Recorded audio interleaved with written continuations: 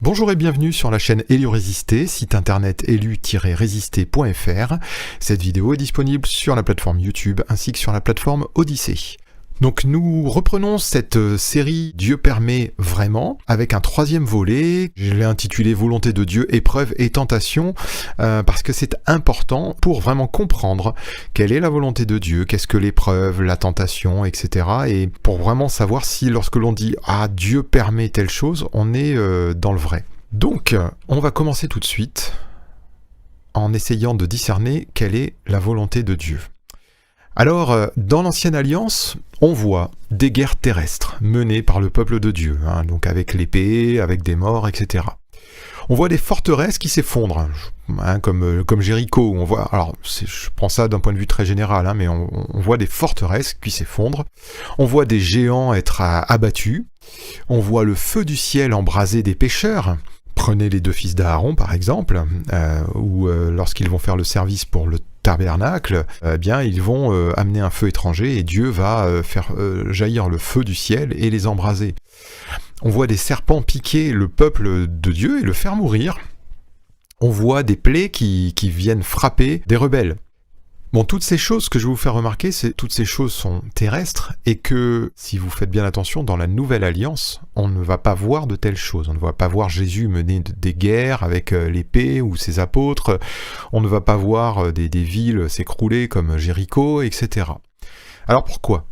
Eh bien parce que Hébreux 10, 1 nous dit en effet la loi, donc la loi, prenez dans le sens large l'Ancien Testament, l'Ancienne Alliance, possède une nombre des biens à venir et non l'exacte représentation des choses.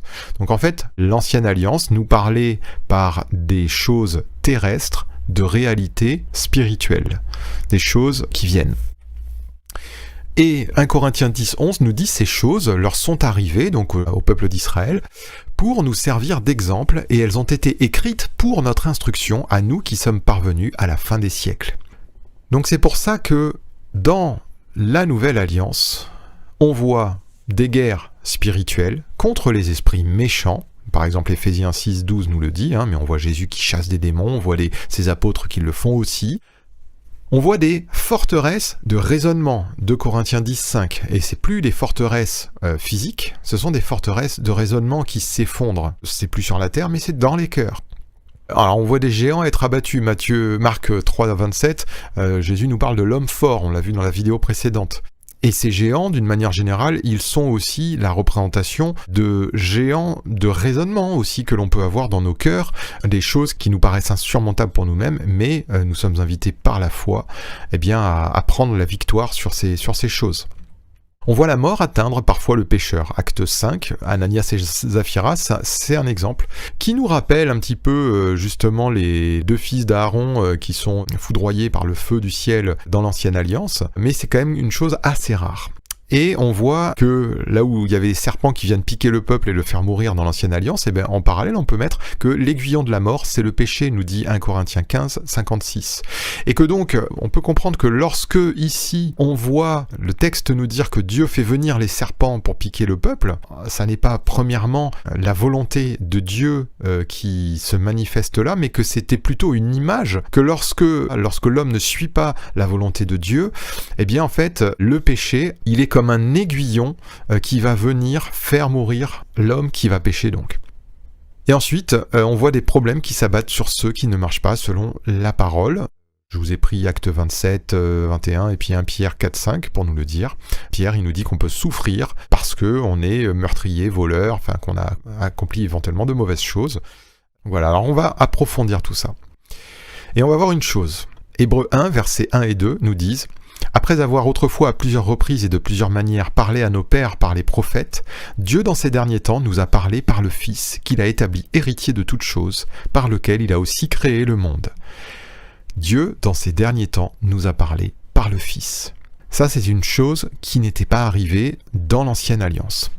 Et donc, ça a une conséquence. Matthieu 11, 27 nous dit « Toutes choses, alors c'est Jésus qui parle, toutes choses m'ont été données par mon Père, et personne ne connaît le Fils si ce n'est le Père, personne non plus ne connaît le Père si ce n'est le Fils, et celui à qui le Fils veut le révéler. » Jésus vient et nous amène une nouvelle révélation de Dieu.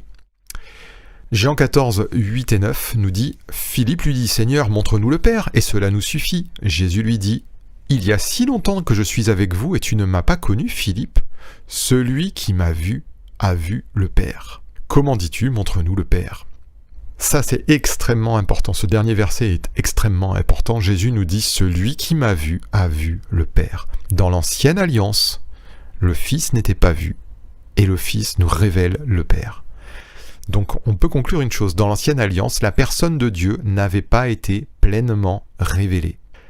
Je dirais que dans l'Ancienne Alliance, c'est davantage la justice de Dieu et la manifestation du péché de l'homme qui était en vue. Mais Jésus, par sa conduite, par ses paroles, par toute sa vie terrestre, a révélé en lui-même la personne du Père. La personne du Père est révélée en Jésus. Donc si vous voulez connaître Dieu, regardez Jésus. Tout ce que Jésus est, le Père l'est. À travers lui, nous pouvons connaître Dieu et donc sa volonté. Voilà, ça c'est vraiment une première base, un fondement. C'est que c'est Jésus qui nous révèle qui est Dieu. Donc si vous ne regardez que dans l'Ancien Testament, c'est vrai, vous pouvez voir un Dieu vengeur, un Dieu, peut-être certains diront il est dur, etc. Mais lorsque Jésus vient, il nous donne la véritable révélation de qui est Dieu le Père. Et on voit que tout en étant parfois sévère dans ses propos, eh bien Jésus est également plein de grâce, plein de douceur, plein de bonté, plein d'amour. Alors on va le voir un petit peu plus loin.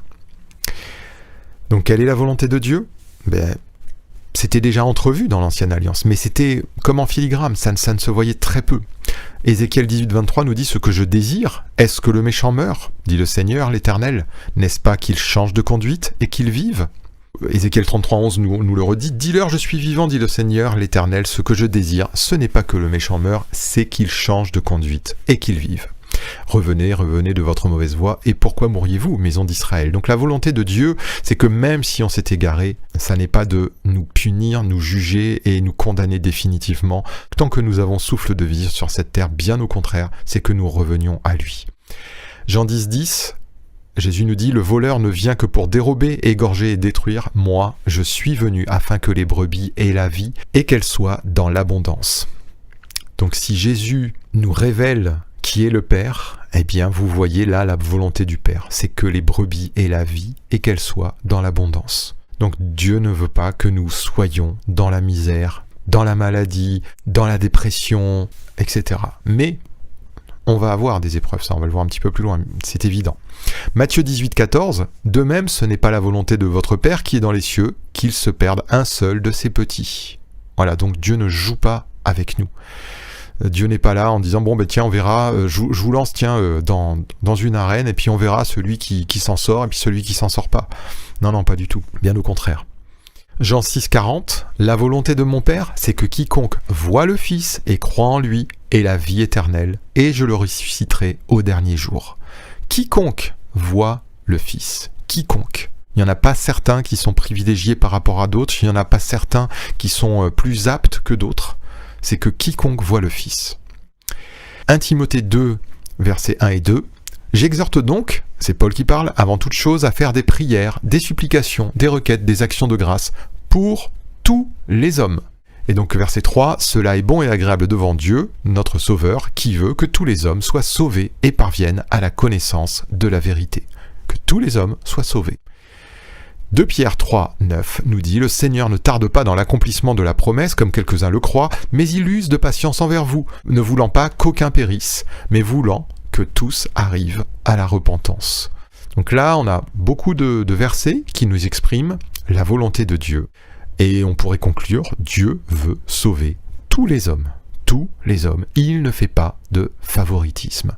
Et vous n'êtes pas sauvés parce que vous aviez un bon profil, vous êtes sauvés simplement par la grâce qui a été manifestée en Jésus-Christ et que Dieu veut vous accorder.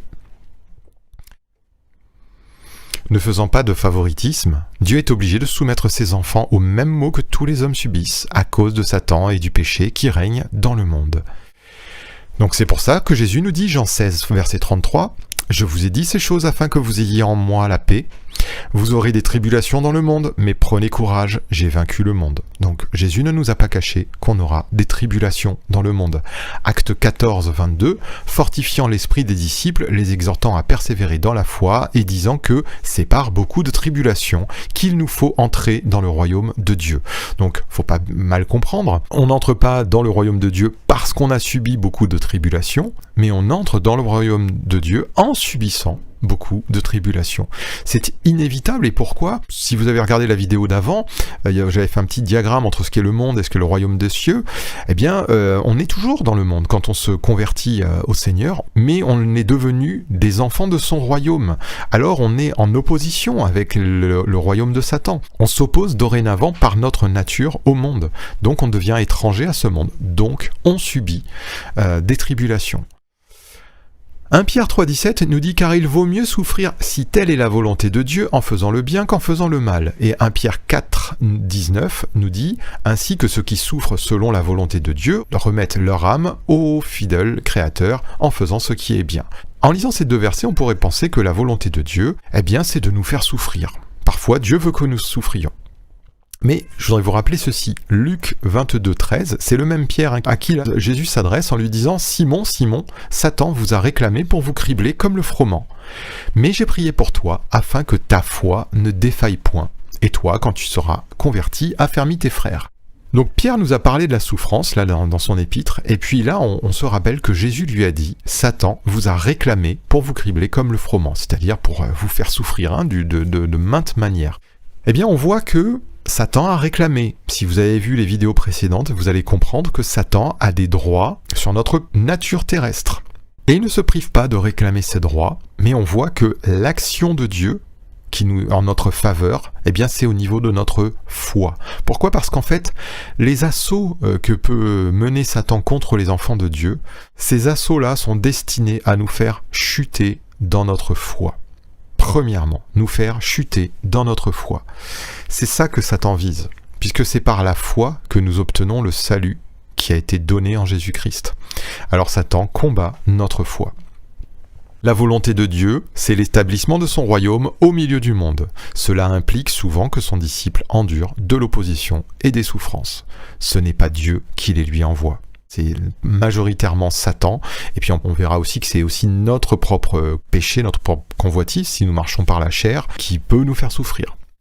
Et concernant la maladie, Jésus, par sa vie, a révélé qui est le Père, comme jamais il n'avait été révélé dans l'Ancien Testament. Rappelez-vous bien de ce principe. Lorsque vous regardez Jésus, vous voyez, vous distinguez quelle est la volonté du Père. Donc là, on peut voir quelle a été l'attitude de Jésus par rapport à la maladie. Il n'a jamais refusé une guérison. Jamais. Donc si vous êtes malade et que vous cherchez la guérison, eh bien dites-vous que Dieu ne vous la refuse jamais. Jésus n'a jamais refusé la guérison. Dieu ne refuse jamais la guérison. Il n'a jamais différé une guérison. Il n'a pas dit à quelqu'un, écoute, il faut que tu souffres un petit peu, il faut que tu apprennes des choses, et puis ensuite tu reviendras, je te guérirai. Non. Donc si vous entendez ça, si on vous a déjà dit « Ah oui, mais tu sais, Dieu permet la maladie pour t'apprendre des choses. » Mais non, ça n'est pas ce que Jésus a fait.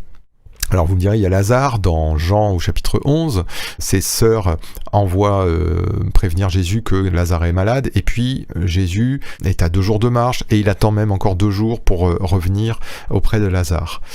Alors vous pourrez me dire, là Jésus a différé, mais Jésus dira à ses disciples « Je me réjouis de ce que je n'étais pas là ».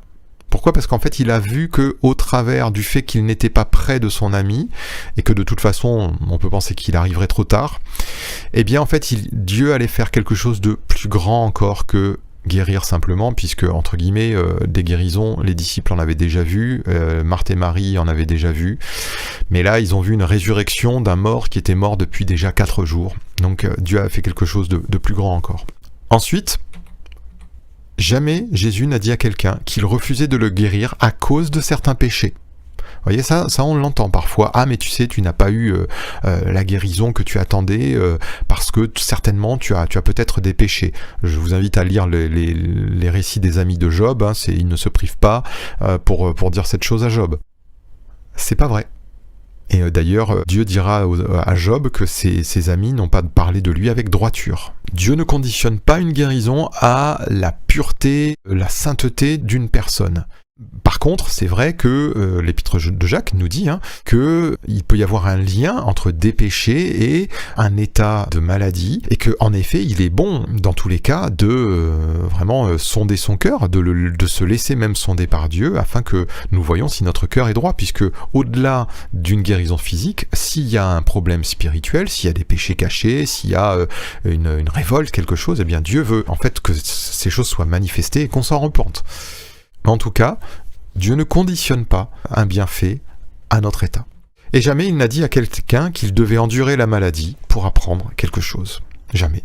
Donc là, ça revient un petit peu à ce que je vous ai dit sur différer la guérison. Non, ça n'est pas la volonté de Dieu, de nous faire souffrir pour nous apprendre quelque chose. Donc, toutes ces choses, c'est des choses que moi j'ai déjà entendues souvent.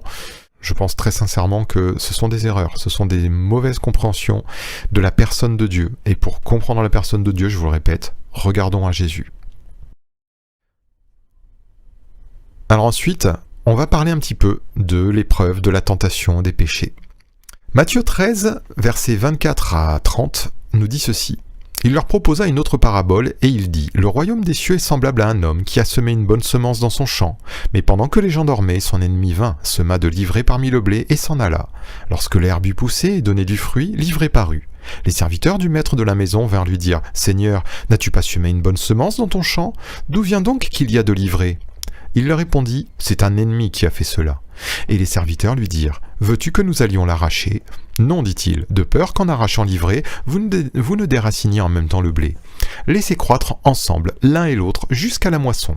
Et à l'époque de la moisson, je dirai au moissonneur, arrachez d'abord l'ivraie et liez-la en gerbe pour la brûler, mais abassez le blé dans mon grenier. Alors cette parabole, assez connue de Jésus, nous montre quelque chose. À cause des lois qui régissent sa création, Dieu laisse le juste et le méchant cohabiter. Mais il précise que cela est temporaire, car lorsque viendra le jugement, une séparation juste et définitive sera faite.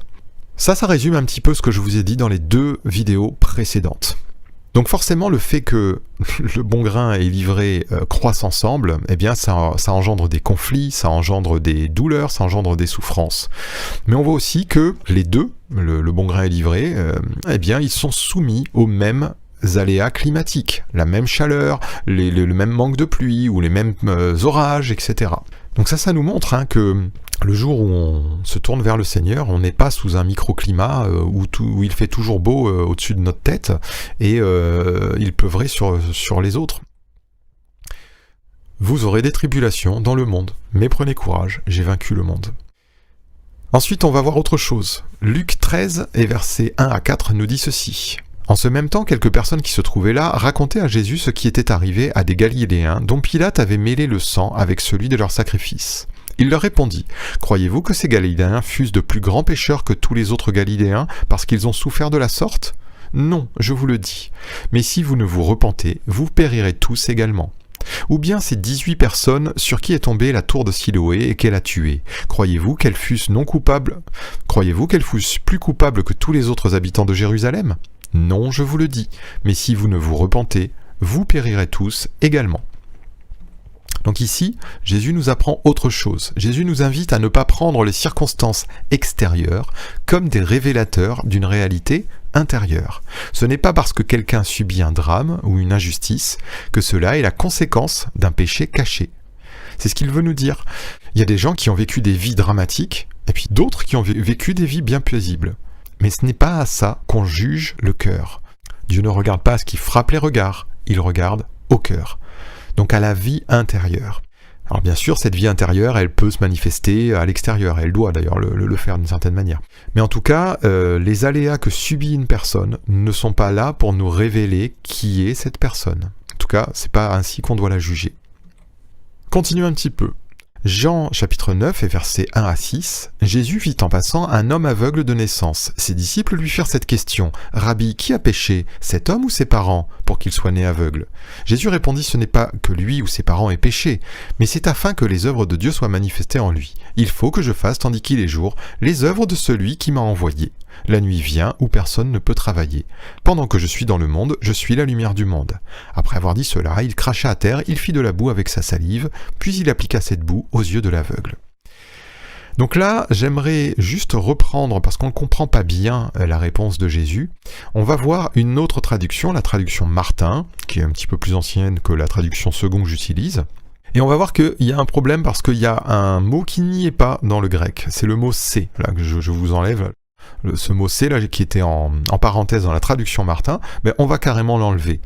Et voici ce que ça donne. Jésus répondit « Ni celui-ci n'a péché, ni son père, ni sa mère. » Donc, la personne est née aveugle, ça n'est pas une conséquence ni de lui, ni de son péché, ni du péché de ses parents.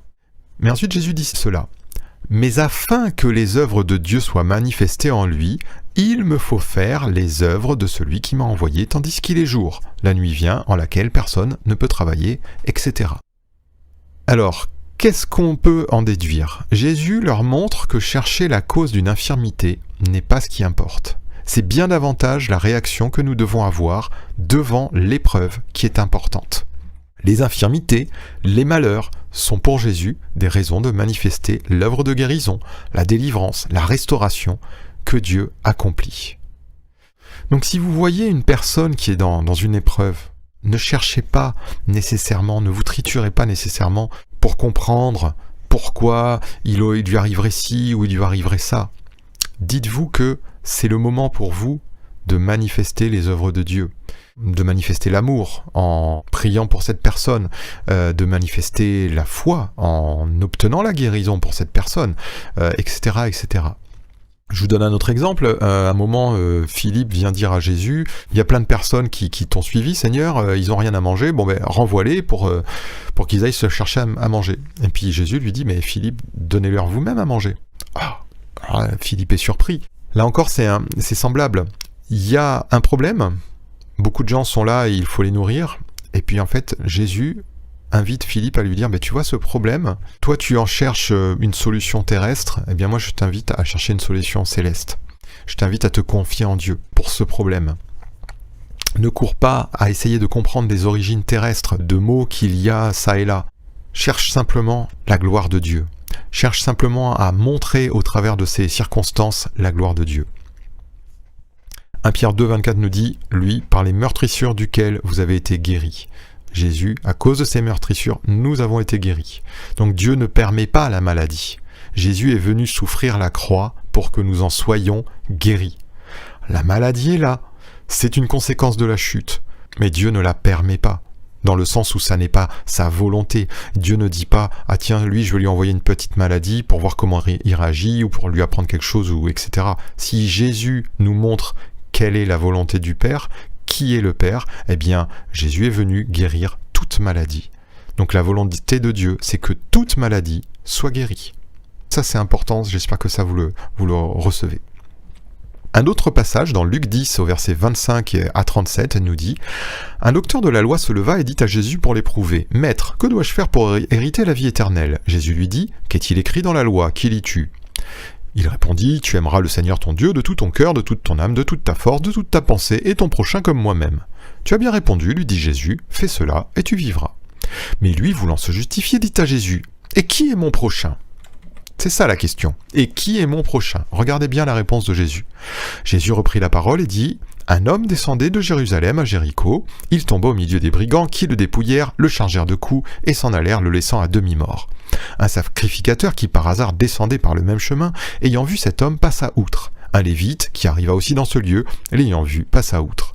Mais un samaritain qui voyageait, étant venu là, fut ému de compassion lorsqu'il le vit. Il s'approcha et banda ses plaies et y versa de l'huile et du vin. Puis il le mit sur sa propre monture, le conduisit à une hôtellerie et prit soin de lui. Le lendemain, il tira 2 deniers, les donna à l'hôte et dit « Aie soin de lui, et ce que tu dépenseras de plus, je te le rendrai à mon retour. » Lequel de ces 3 te semble avoir été le prochain de celui qui était tombé au milieu des brigands? C'est celui qui a exercé la miséricorde envers lui, répondit le docteur de la loi. Et Jésus lui dit, va, et toi, fais de même. Regardez bien cette réponse. Lequel de ces trois te semble avoir été le prochain de celui qui est tombé aux mains des brigands? Donc le docteur de la loi demande à Jésus, mais c'est qui mon prochain? Et Jésus lui dit, non, faut pas que tu cherches celui qui est ton prochain, il faut que toi tu cherches à être le prochain de quelqu'un. Vous voyez la différence? Dans cette pensée-là, on va aller un tout petit peu plus loin. Galates 4, versets 13 à 15. C'est Paul qui parle aux Galates et il y a un problème avec les Galates. Et il leur dit, vous ne m'avez fait aucun tort. Vous savez que ce fut à cause d'une infirmité de la chair que je vous ai pour la première fois annoncé l'évangile. Et mis à l'épreuve par ma chair, vous n'avez témoigné ni mépris ni dégoût. Vous m'avez au contraire reçu comme un ange de Dieu, comme Jésus-Christ. Où est donc l'expression de votre bonheur? Car je vous atteste que si cela était possible, vous vous seriez arraché les yeux pour me les donner. Donc Paul, on ne va pas rentrer dans les détails, mais Paul, il avait une infirmité dans la chair. À un moment, il est arrivé chez les Galates, et puis il avait un problème physique. Alors peut-être aux yeux, puisqu'il parle de arracher les yeux pour me les donner. Mais en tout cas, il dit « mise à l'épreuve par ma chair ». Mise à l'épreuve par ma chair. Vous n'avez témoigné ni mépris ni dégoût. C'est-à-dire qu'en fait, Paul avait un problème, mais que ce n'est pas le problème de Paul qui était en vue, mais ce problème de Paul, c'était une épreuve pour les Galates. Et les Galates ont réussi cette épreuve. Pour le dire simplement, c'est pour ça que je mets ces deux textes en parallèle. Les Galates ont été des bons samaritains pour Paul. Ils ont été le prochain de Paul. Ils lui ont fait du bien, ils l'ont, je sais pas, peut-être soigné, etc., donné quelques soins. Et ce qui a permis finalement à Paul de leur annoncer l'évangile. Ainsi, Jésus nous invite à changer notre regard. Ce n'est pas seulement celui qui est affligé qui vit une épreuve, c'est surtout celui qui est près de lui. L'enfant de Dieu est appelé à réagir face à la souffrance de son prochain. Vous avez un frère, une sœur qui traverse une épreuve? Ne vous demandez pas « Ah, mais peut-être qu'il a péché, ah, mais peut-être qu'elle doit apprendre telle chose. » Dites-vous que c'est vous, au travers de l'épreuve de votre frère ou de votre sœur, qui êtes éprouvé. Comment vous réagissez? Est-ce que vous allez tourner la tête en disant « Oh, bah écoute, que Dieu te bénisse » ou est-ce que vous allez prendre du temps avec cette personne pour prier pour elle, pour l'encourager dans sa foi, pour partager de cœur cette souffrance? Paul, il nous dit « Nous sommes les membres du corps de Christ et quand un membre souffre, tout le corps souffre. » Quand on a une grosse blessure à un pied, on est vraiment handicapé. Même un simple orteil, parfois, peut considérablement nous gêner. Et tout le corps en est affecté. On a du mal à se déplacer, on a du mal, même si tout le reste du corps va bien. Eh bien, en fait, quand on a un frère ou une sœur qui traverse une épreuve, comprenons que c'est notre épreuve. Et qu'on ne doit pas l'ignorer, à rester sans réagir, mais au contraire, qu'à ce moment-là, eh bien, nous avons cette occasion, comme Jésus la saisissait, eh bien, de permettre la manifestation de la gloire de Dieu, par l'amour, par une guérison, par de la bonté, etc. Voilà, alors maintenant, on va revenir aux actions de Satan, parce qu'il y a encore des petites choses à vous montrer. Job 2 et verset 7. « Et Satan se retira de devant la face de l'Éternel, puis il frappa Job d'un ulcère malin depuis la plante du pied jusqu'au sommet de la tête. » Si vous avez regardé la première vidéo, on a déjà lu ce texte, et je voudrais vous faire remarquer ceci. Job au chapitre 42 et au verset 11, « Les frères, les sœurs et les anciens amis de Job vinrent tous le visiter, et ils mangèrent avec lui dans sa maison. Ils le plaignirent et le consolèrent de tous les malheurs que l'Éternel avait fait venir sur lui. » Il y a un problème. Ici, on voit que c'est Satan qui frappe Job, et ici, il nous est dit que c'est Dieu qui a fait venir sur lui des malheurs. Bon, il y a un problème. Alors il faut comprendre. Dieu a mis en place des lois qui ont permis à Satan de frapper Job. C'est en cela que l'Écriture déclare que Dieu a fait venir des malheurs sur Job. Mais c'est Satan seul qui en est l'auteur. La volonté de Dieu n'est pas de faire souffrir Job. Et maintenant, on va aller un petit peu plus loin. Dans ce verset qu'on vient de lire, je vous fais remarquer, donc c'est Satan qui frappe Job, et il le frappe de quoi? D'un ulcère malin depuis la plante du pied jusqu'au sommet de la tête. Eh bien regardez, je reprends Deutéronome 28, verset 35, qu'on avait vu dans la première vidéo. « L'Éternel te frappera aux genoux et aux cuisses d'un ulcère malin dont tu ne pourras guérir. Il te frappera depuis la plante du pied jusqu'au sommet de la tête. » Vous voyez, les mêmes paroles, les mêmes phrases. Et Job 1,6, regardez, en fait, Satan fait venir des malheurs sur les enfants de Job et les biens de Job.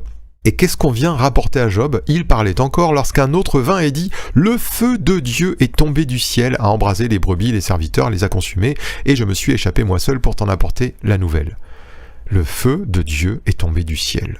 Ah, mais c'est pas le feu de Dieu qui est tombé du ciel, c'est Satan qui a agi. Donc ce qui est important de comprendre, c'est que souvent, Satan fait passer son action pour celle de Dieu, afin que l'homme tienne Dieu responsable des malheurs qui lui arrivent. Moi j'ai souvent entendu « Ah mais si vraiment Dieu existait, pourquoi il permet qu'on fasse du mal à des enfants, etc. » Mais les hommes accusent toujours Dieu, mais jamais ils vont accuser Satan.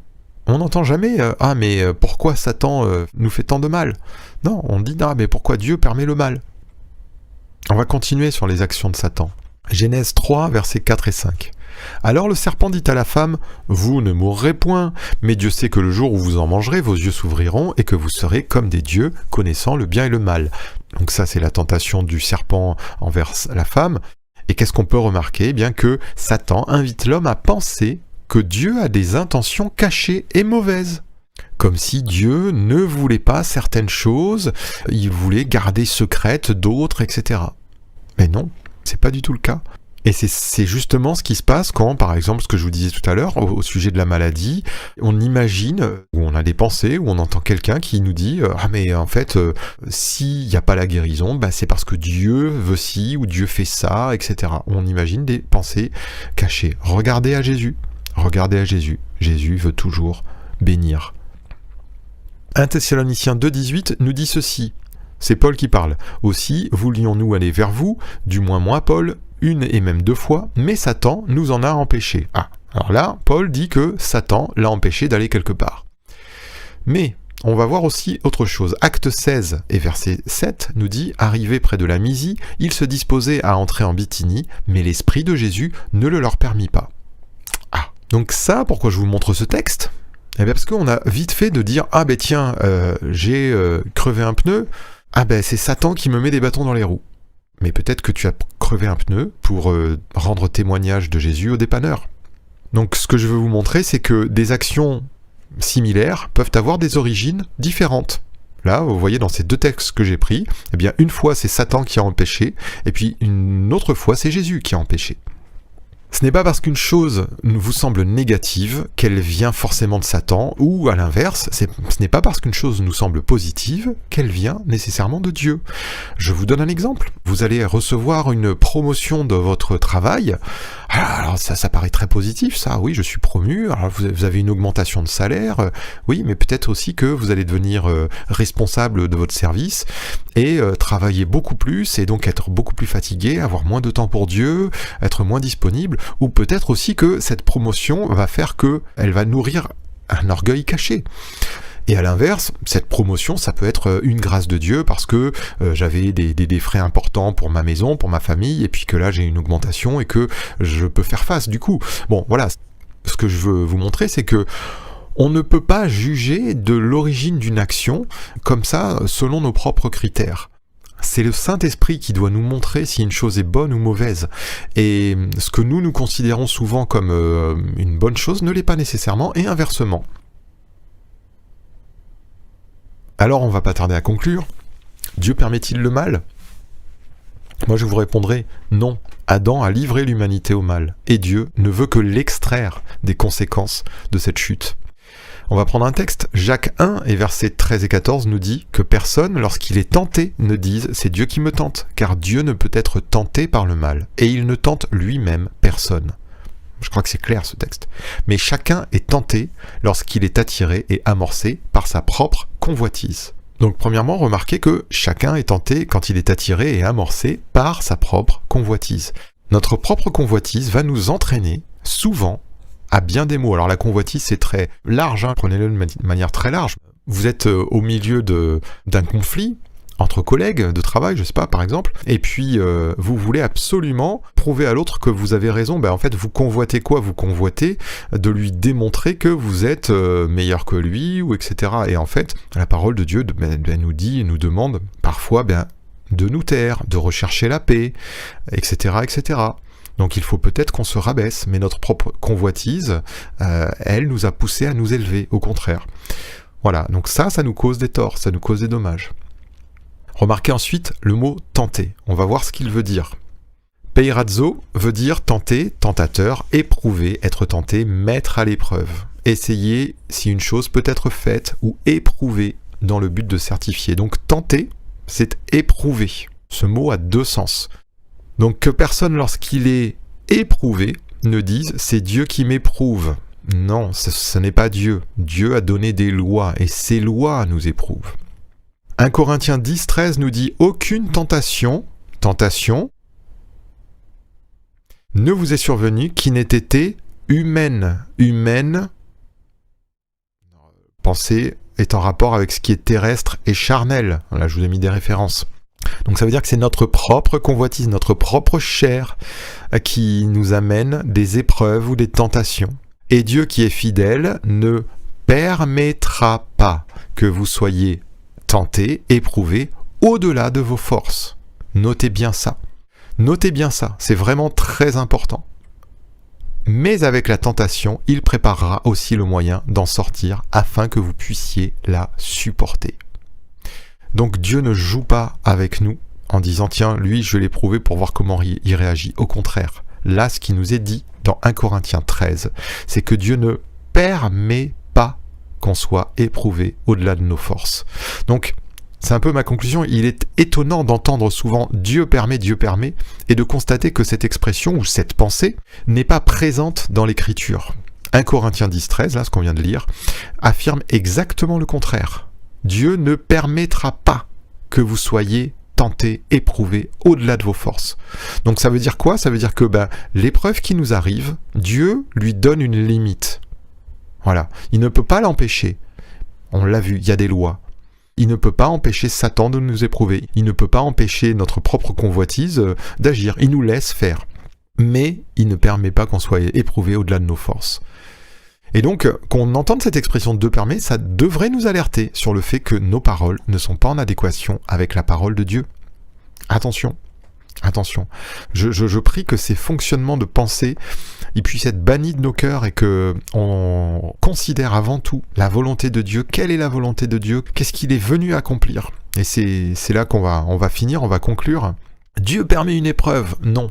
Ta foi en Dieu est éprouvée, ça c'est certain, par une situation que tu traverses, soit à cause de ton propre péché, on l'a vu, soit par un manque de sagesse, tu n'as pas agi vraiment comme tu aurais dû, soit par l'action de Satan qui veut détruire ta foi. Il est donc important de ne pas se tromper, Dieu est avec nous, il ne prend pas plaisir à notre souffrance. Jésus nous a dit « Mes brebis, je suis là pour qu'elles aient la vie en abondance ». C'est à la mesure de notre foi que nous pouvons amener le règne de Christ sur la situation que nous traversons. Dieu est fidèle, il ne nous abandonnera jamais, il ne nous délaissera jamais. Romains 8, 31 nous dit « Que dirons-nous donc à l'égard de ces choses? Si Dieu est pour nous, qui sera contre nous? Lui qui n'a point épargné son propre Fils, mais qui l'a livré pour nous tous, comment ne nous donnera-t-il pas aussi toutes choses avec lui ?» Rappelez-vous de ça. Dieu a donné son Fils pour nous. Dieu est avec nous. Il n'est pas contre nous. Et il est prêt, il est disposé, il est disponible pour être notre appui, pour être notre soutien en tout temps, en toutes choses. Qui accusera les élus de Dieu? C'est Dieu qui justifie. Qui les condamnera? Christ est mort. Bien plus, il est ressuscité, il est à la droite de Dieu et il intercède pour nous. Qui nous séparera de l'amour de Christ? Sera-ce la tribulation, ou l'angoisse, ou la persécution, ou la faim, ou la nudité, ou le péril, ou l'épée? Selon qu'il est écrit, c'est à cause de toi qu'on nous met à mort tout le jour, qu'on nous regarde comme des brebis destinées à la boucherie. Et oui, on a des épreuves.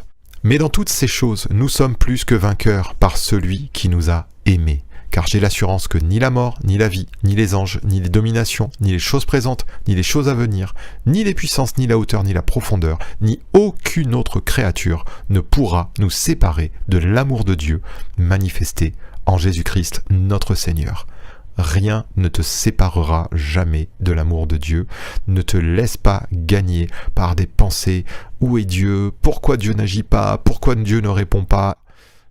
Dans les épreuves, le Seigneur ne change pas, il est toujours là. Que ta foi soit fortifiée, que tu gardes en ton cœur que jamais il ne t'abandonnera. que le Seigneur vous bénisse abondamment. À très bientôt.